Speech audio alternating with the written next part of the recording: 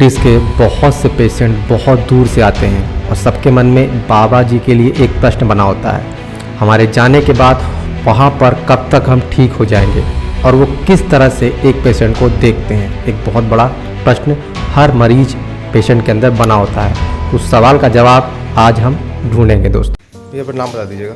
संतोष कुमार सोनी। कहाँ से आए हैं अभी? हम आए हैं रीवा डिस्ट्रिक्ट से। एक गांव राम नहीं है पर रहते रीवा में है। दिक्कत क्या है अभी? दिक्कत ये हमारे रीढ़ की हड्डी के नीचे इतना दर्द होता है कि क्या बताएं भैया। और ये पैर दोनों नस यहाँ घुटुआ तक पीछे पीछे बिल्कुल मत जाम कर देता है। इसकी हमने दवाई रीवा में भी करवाया, सतना में करवाया, नागपुर में करवाया, जबलपुर में कराया, लेकिन कोई मतलब नहीं हुआ। बाबा जी का नाम मिला तो हमारे गांव से ही पृथ्वीराज शर्मा बताए, तो फिर हम ढूंढते कैसे भी नेट में नंबर बाबा जी का ढूंढे, नंबर ढूंढ करके यहाँ अपने पत्नी को लेकर के आ गए। अच्छा, कब से हो रहा भैया आपको? ये हमको लगभग 2 महीने से प्रॉब्लम है। 2 महीने से हो रहा है? 2 महीने से हो रहा है। और मतलब कैसे कुछ काम कर रहे थे कि उसी दिन हुआ कि कैसे हुआ? अचानक धीरे धीरे दर्द होने लगा। पहले साटिका का रूप लिया। अच्छा। फिर उसका हमने खून निकलवाया, इलाज करवाया तो वो तो ठीक हो गया। उसके बाद ये पकड़ लिया। डॉक्टर बोले वहाँ MRI में तो स्लिप डिस्क खसकी है। बाबा जी से बात किए तो बाबा जी बोले कि हम डिस्क के स्पेशलिस्ट हैं, वैसे लोकभाषा हट क्या बात करते हैं। इलाज के बाद कैसा लग रहा है भैया? शरीर हल्का है। हल्का लग रहा है ना? तो अच्छा हैं। अच्छा, 20% आराम। आराम है ना? ठीक। बदन पूरा आज के दिन सब टेप टापर रहा तो सब सूझ गया। अब अगले बार खाली जोड़ खाली करना है, जो भरा हुआ है खाली करना है। और जब तक गलेगा नहीं तब तक कैसे तो टूट जाएगा, इसलिए छोड़ दिया। अगले बार में इनका ये बाबा जी गठन अभी बनती है तो उसके लिए बता दिया थे ना, मट्टी मिला करके पूरा लगा के थोड़ा धूप में रहे, सूख जाएगा। बस दवाई में दवाई ऐसा नहीं। और हल्दी और दूध इतना गर्म, हल्दी 1 चम्मच डाल के, गुड़ भी डाल सकते। दूध डाल हाँ, दूध हल्दी डाल के गर्म नहीं करें, दूध गर्म नहीं, हल्दी डाल देंगे, दूध डाल देंगे, ठीक ना? बन जाइए। एक बार मतलब 2 बार, ज़्यादा दर्द रहेगा तो 2 बार, सवेरे सांझ। अगर नहीं ज़्यादा दर्द रहता है बाकी अंग्रेजी दवाई सब बंद कर दें। अब कर पाओ अंग्रेजी दवाई क्या काम मतलब जरा बता, नहीं समझना है बात। थोड़ा दर्द बर्दाश्त करना। अंग्रेजी वही नहीं बोल रहा। अंग्रेजी तक तो असर नहीं कर जाना। योगा पारद की अच्छी मिली है तो नींद अब दर्द की दवाई खाने की जरूरत नहीं है। धीरे अगले बार आएंगे तो पूरा कागज पर लिखेंगे कि फलाने दिन को इतना दर्द हुआ, दूसरे दिन को इतना दर्द हुआ, इस पार्ट में दर्द हुआ, आसान है। और उसको बताएंगे हम नाप के देखेंगे कि कितना सिकुड़ा कितना फैल। अब तो बराबर कर दिया सब, तो हो सकता है कि ज़्यादा कड़ा होगा तो थोड़ा खींचेगा, तो थोड़ा टेढ़ा होगा। अब उतना टेढ़ा नहीं होगा, थोड़ा टेढ़ा होगा। या अभी चलने में दिक्कत है तो लोड ज़्यादा पड़ गया, कम पड़ गया, तब भी होगा, थोड़ा होगा, ज़्यादा एरर नहीं होगा। अगले बार आएगा तो रमा होगा। रमा होगा का मतलब जैसे अभी तो लगाया तो एक जगह पकड़ लिया, पकड़ के खींच दिया, सब कुछ सीधा कर दिया, और तब पूरा मसल बराबर चलेगा, जैसे यहाँ से यहाँ तक बराबर। तो जब बराबर करेंगे पूरा मसाज होगा, मतलब पूरे का रनिंग बन। यूट्यूब के दर्शकों, आप सबों को मेरा नमस्ते। मेरे कार्य में कुछ देरी हुआ आपको वीडियो देने में, और इसके लिए हम हमेशा क्षमा प्रार्थी रहते हैं। चूँकि ठंडे का सीजन था, हमारा काम पानी का है, तो लोग भय में रहते हैं कि ठंडा लग जाएगा, और इसलिए वो नहीं आ पाते। मैं टेम्परेचर के बारे में हमेशा बताया हूँ कि एक लिमिट तक ही टेम्परेचर जरूरी है, उससे ज़्यादा या कम नहीं होना चाहिए। ज़्यादा अगर टेम्परेचर है तब भी नुकसान है, और उससे कम टेम्परेचर है जो बॉडी के टॉलरेंस से कम है उसमें भी आपको नुकसान है। इसलिए स्टैंडर्ड वाटर से ही नहाना चाहिए, जिसको अर्थ वार्म पानी बोलते हैं। तो इसमें प्रश्न है मेरा कि लोगों ने जानना चाहा है कि डिस्क वालों को कितने दिन में सही हो जाता है।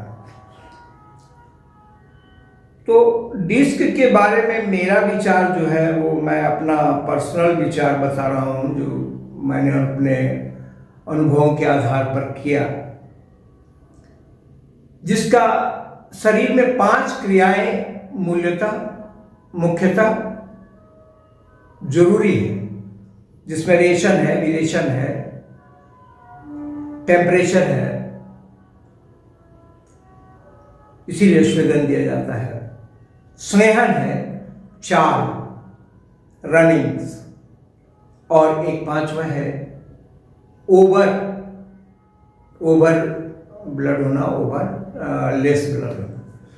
तो इन 5 कर्म में अलग अलग स्टेज में जाकर के 5 कर्म बदल जाते हैं। किसी किसी का पैखाना सही नहीं होता, किसी किसी का पेशाब सही नहीं होता, किसी का बॉडी फीवर में महसूस होने लगता है, या तो एकदम सन्निपात की तरह ठंडा हो जाता है, दर्द बहुत ज़्यादा होता है, इसका मतलब प्रेशर अंदर बहुत ज़्यादा बढ़ जाता है। और 5वीं क्रिया जो बताया, 5 क्रियाओं के बिगड़ जाने से शरीर का स्थिति बहुत बुरा हो जाता है। डिस्क तो बैक के 5 हड्डियों के बीच आए फैलाव को बोलते हैं, जिसके बारे में मैंने बहुत बार बताया भी है। और उसके बीच में जो प्लेट दिया रहता है उसी को कुशन, उस कुशन को वो फ्लेक्सिबल होता है, वो दबता है, उठता है, दाएं बाएं होता है, डजल होता है। तो वो क्रिया में शक्ति कितनी हो गई, कितना हार्ड हो गया, इस पर निर्भर करता है। तो लोगों ने पूछा है कि कितने दिन में ठीक हो जाता है। तो इसमें से पहले तो जानेंगे कि किस स्टेज तक पहुंचा है, डिस्क किस स्टेज तक पहुंचा है। इसके लिए बहुत रिसेंट भी हो सकता है, बहुत दिन में भी हो सकता है, ये बहुत समय लगने से पर भी उतना विकृति हो सकती है, या तो रिसेंटली एकदम उस तरह का थ्रस्ट लग गया जिससे कि वो विकृति हो गई, तो पूरी विकृतियां 5 विकृतियां हो गई। तो मिनिमम 5 बार तो सिस्टम को अप टू डेट करने में लगता है, और 2 बार उसके रेगुलर वर्क को चेक करने के लिए हमें टाइम चाहिए था, तो टाइम चाहिए, इसलिए वो 7 बार से मिनिमम 7 बार में होता है। किसी किसी का बहुत हार्ड होता है, बहुत जल्दी नहीं रिकवर होता है, उसका रनिंग खत्म हो गया होता है, तो रनिंग को बनने में टाइम लगता है, तो हो सकता है 1 आध 2 बार ज़्यादा और लगे। तो हमारे समझ से शंका का समाधान हो गया होगा कि 7 सर्विस मिनिमम होता है और मैक्सिमम 9 तक होगा या 10 होगा। 9-10 में एकदम फिट सा हो जाता है। बीच में अगर वह 5 क्रियाओं को सही करने के लिए मिट्टी का लेप लगाया तो टेम्परेचर का तो बहुत सुंदर इंतजाम हो जाएगा। तो टेम्परेचर के सिस्टम में अप टू डेट होने से पहली बात ये होगी कि उसका वॉल्यूम जो है, रक्त का वॉल्यूम जहाँ प्रेशर डालता है वो रक्त का वॉल्यूम सही हो जाएगा और टेम्परेचर भी सही हो जाएगा। टेम्परेचर सब सही होने से सिकुड़ जाएगा। तो 2 क्रियाएं तो उसके अंतर्गत खत्म हो जाएगी, 3 क्रियाएं रह जाएगा, स्नेहन, रेचन और विरेचन। स्नेहन, रेचन और विरेचन। तो अब देखना होगा कि मल उसका पूरा पेट से साफ होता है कि नहीं। पानी जो जाता है उसका फ्लो, माने टेम्परेचर को मेंटेन करने के लिए जो पानी हमेशा जाता आता रहता है, वो क्रिया सही है कि नहीं। इस क्रिया को अगर वो सही डाटा में बताता है तो बहुत जल्दी वह फुल स्ट्रेंथ में आ जाएगा और फुल वर्किंग में हो जाएगा।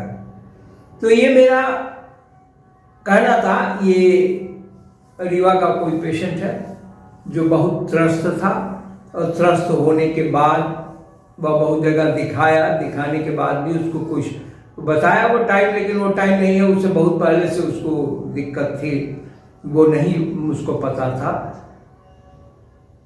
3 इंच से 4 इंच तक का बाइफर्केटेशन था।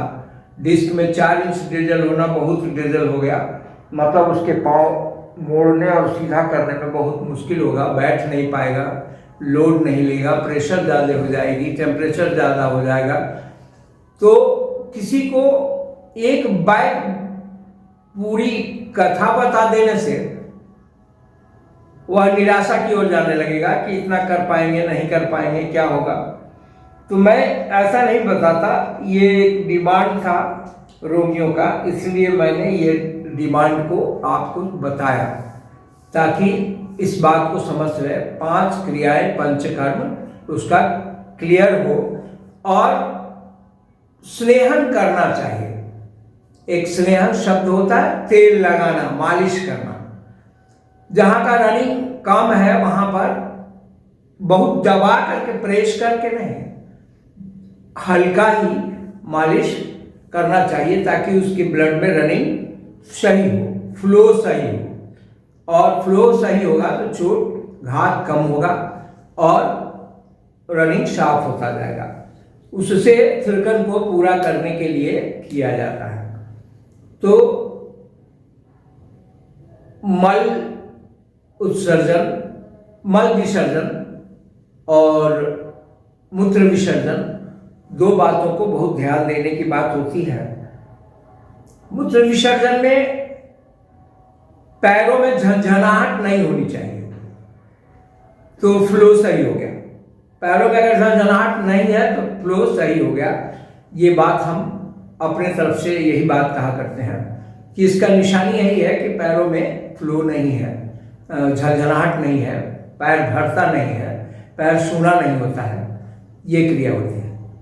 और मल विसर्जन होने से, मल विसर्जन हो जाने से भीतर का तनाव कम हो जाता है, और तनाव कम होने से लोड भी कम हो जाता है, तनाव भी कम हो जाता है, जिसके कारण आहार क्रिया सही होती है। और आहार क्रिया सही होने पर एयर का संचालन सही होने लगता है, और सही होने पर वो क्रिया बन जाती है। तो ये पूछना था, जो वो बात बताया कि 5 से 7 बार तक टाइम लगता है मिनिमम। जिसका बहुत सुंदर संयम है उसको 5 बार, जिसका संयम बिगड़ गया है वो तकलीफ में आकर के बॉडी को इधर उधर ज़्यादा एक्जॉल्ट किया, 7 बार। और बहुत दिनों का है तो काल का उसका हार्डनेस ज़्यादा हो गया तो 10 बार तक मैक्सिमम है। 10 बार में वो आदमी सही हो जाता है। तो ये मेरा कहना था, ये स्केल था। प्रश्न था कि इसका स्केल क्या है। तो स्केल तो किसी बीमारी का ऐसे नहीं पता लगाया जा सकता, उसकी स्केल तो उसकी विकृति पर आश्रित होती है, कितनी विकृति आ गई और उस विकृति को कितना हम रेक्टिफाई कर सके, सुधार सके, हटा सके, तो इस बात पर आश्रित होता है। तो पेशेंट ही ये बता पाता है कि हाँ भाई पहले से इतना हुआ, अब इतना पर आ गया, मल विसर्जन सही होने लगा, पेशाब का फ्लो सही हो गया, प्रेशर अब उतना नहीं मालूम होता, टाइमिंग उसका सही हुआ, मात्रा पानी का लेने का क्रिया सही हुआ। हाँ, गर्म पानी के मामले में हम बताते हैं कि इसमें गर्म पानी नहीं लिया जाता, गर्म पानी लेने से विकृति और हो जाएगी। और बहुत ज़्यादा किसी जगह लपेट कर कपड़े उपड़े से नहीं रखा जाता, नहीं तो टेम्परेचर उसका बढ़ जाएगा, और टेम्परेचर बढ़ जाएगा तो रक्त का चाप बढ़ जाएगा, बढ़ जाने से दर्द होने लगेगा। हल्दी दूध एक बात कहते हैं जिसमें अंदर में जितने भी विकार संजित होते हैं उन विकारों को हटाने के लिए काम आता है। और जो तेल मालिश करना चाहिए उसके बारे में मेरा तेल, विशेष तेल बनाने की बात बताते हैं लोग बना पाते हैं, नहीं बना पाते हैं, तो वो यहाँ से ये तेल ले सकते हैं। उसमें सबसे बड़ी बात है कि तेल का टेम्परेचर जानना और औषधि का मात्रा जानना। औषधि का मात्रा और तेल का टेम्परेचर दोनों सही मिल जाएगा तो वो तेल बहुत कारगर होगा और बहुत आराम देगा और रनिंग को एकदम सही कर देगा। तो ये एक जो बात थी उसको भी मैंने बताया। ठीक है, अगले वीडियो में और आगे बात करेंगे। डिस्क पर मेरा अपना जेहन, अंदाज, प्रैक्टिस जो कहिए उस पर मेरा अपना राय था और अपना विचार था जिसको मैंने व्यक्त किया। सर धन्यवाद। आज का वीडियो यहीं समाप्त करते हैं। लकवा, पैरालाइसिस, स्लीप डिस्क, गाठिया जिसे अर्थराइटिस कहते हैं, स्पोंडोलाइसिस, सर्वाइकल पेन, आपको ये रोग है तो आज के समय में जब हम दवा खाते हैं तो कुछ पल के लिए ये दवा हमारे शरीर में आराम हमें देता है, पर इन दवाइयों के भी साइड इफ़ेक्ट बनते हैं। फिर क्या करें इस बीमारी से बचने के लिए? पुरानी पद्धति से इलाज, हजारों साल पहले भी ये बीमारियां होती थी। इनका इलाज भारतीय प्राचीन ग्रंथों में आज भी है। चरक संहिता जैसा ग्रंथ जो संस्कृत भाषा में लिखी गई थी, जिससे आयुर्वेद भारतीय इलाज भी कहते हैं, ये बहुत प्राचीन पद्धति द्वारा इलाज है। ये हजारों साल पुरानी किताबें हैं जिसमें इन रोगों के बारे में बताया गया है और इलाज के बारे में। इसमें 8 किताबें हैं और हर किताब में 120 चैप्टर हैं और इस रोग के बारे में बताया गया है और इसके इलाज के बारे में, जो पुरानी पद्धति के इलाज है। इस पद्धति को आज भी किसी इंसान ने जिंदा रखा है। ये इंसान और कोई नहीं, सिंगरौली में रहने वाले लोटा बाबा है। बचपन में जब बाबा जी की माँ को बीमारियाँ हुई, उस समय बाबा जी पर घर की जिम्मेदारी थी। वहाँ बाबा जी के पास इलाज के पैसे भी नहीं थे।